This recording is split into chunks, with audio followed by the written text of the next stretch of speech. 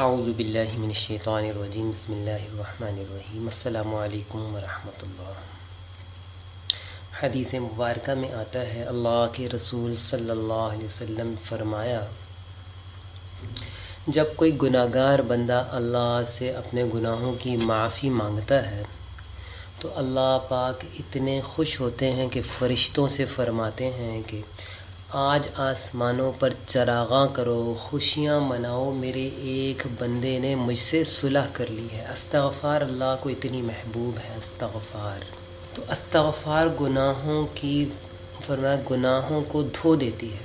استغفار کرنے والا ایسا ہے کہ کبھی اس نے گناہ کیا ہی نہیں ہے۔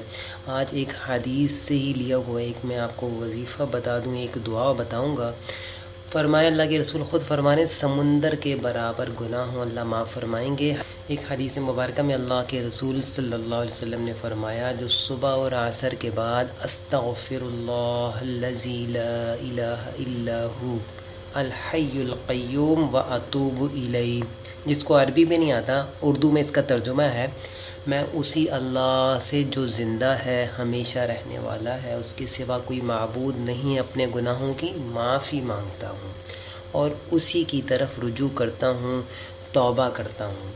3 مرتبہ پڑھے اس کے گناہ معاف ہو جاتے ہیں، خواہ سمندر کے برابر ہوں، چاہے سمندر کے پانی کے برابر گناہ کیے ہوں، اللہ کے رسول فرمانے معاف ہو جائیں گے جو یہ دعا پڑھے گا صبح اور عصر کے بعد۔